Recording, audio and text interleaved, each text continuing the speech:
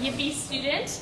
I'm just going to explain to you guys quickly what YiPi is. YiPi is Youth in Policing Initiative. So what it is they employ 150 youth from around Toronto, and they get kind of like a co-op placement, we could call it, with different divisions and different units around Toronto, with the Toronto Police Service. So that's what I did last summer, and that was my job. And that's something you guys could do as a summer job. Mursal is here, so she's going to be with us today, as well as Officer Mills, and we're going to go around and take a look at different graffiti and stuff. So keep in mind what he talks to us about today when it comes to our community project within cleaning up the graffiti and stuff within the school.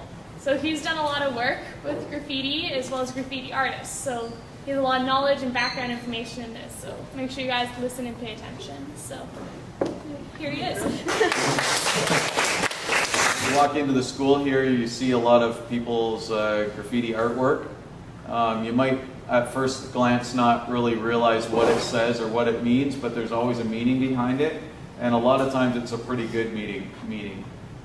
So in a nutshell, what graffiti community building is if you're an artist and you want an opportunity to paint some of your graffiti art, and you go to a property owner and you knock on their door and you say, you've got a really nice garage door, you've got a really nice wall in your property, I'd like to paint something on it with my graffiti art, and here's what I'd like to do. Are you willing to do that?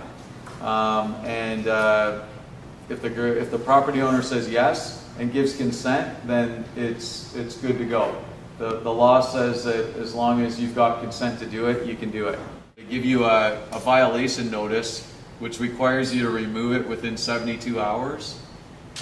They'll come back and check to see if you've removed the vandalism or not.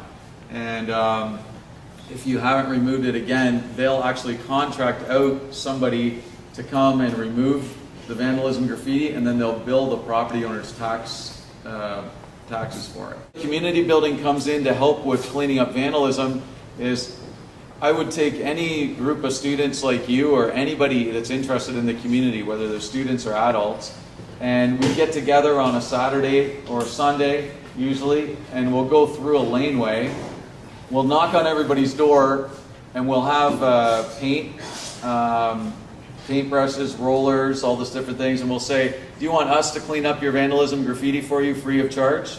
And we'll get the paint donated from somebody, and we'll paint it over. I've managed to network with a lot of graffiti artists, and whenever when I talk to the property owners, or you, if you're a volunteer with me, talk to the property owners when we're doing this, I'll say to them, would you like a graffiti mural on your property? Because if they put a graffiti mural on your property, chances are a graffiti vandal will respect the artwork, and they won't go and vandalize it. Maybe do like a 40-minute walk up and down the laneway. I'll tell you a couple things that's going on there. This is a perfect example of a vandal that comes through and just spray paints their name on there. It's a chronic nuisance for the people that own this property, and they come out and they maintain it by just painting it over all the time. Here, so it's a perfect example of, we came up and said, do you want something on your garage door, and what did you ask for? They asked me what I was interested in, so I said, I gave them a couple ideas, but one of them was urban wildlife, and I said, like skunks and raccoons and squirrels and things. So they did, because I've got these two surfaces. One person did squirrels on that side, and one person came up with the pigeons on this side. And I think they did a fantastic job. I couldn't be happier with it. Yeah. Well, this is what it's all about, you guys. The graffiti community building we were talking about is, when I walk up dressed like this as a police officer, this lady calls me Scott. So it doesn't get much better than that, and she's happy with her garage door, and she doesn't have to deal with chronic vandalism and painting over her door all the time. So having a mural is a solution to vandalism graffiti, plus it builds community. Yeah. Thanks a lot. Hope to do more. All right, thanks a lot. What I was telling you about inside with Alpha, his friend lives here. Alpha always painted ALFA. Sometimes you'll see ALPHA around. That may or may not have been him. His tag was usually ALFA. He's been dead 7 or 8 years now. It says rest in peace. He was killed. He was killed when he was painting a train car up on the railroad tracks north of Dufferin Street. This lady owns this door. And we were down here painting one day, and one of my artists named Bubble. This lady wanted flowers. It's done with brush, not spray paint. It's done by a young lady named Viviana Astudillo. It's done by a guy named Michael Brown with a whole bunch of kids that generally wouldn't have had a chance to do anything like this. He took a bunch of kids and he worked with them all summer long. This is over $10,000 worth of mural work, and it celebrates the history of why this is called Croft Street.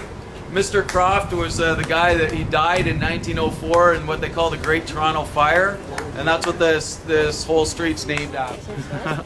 We have a card for you. Wow. Thank you. Thanks a lot. I'll wrap it.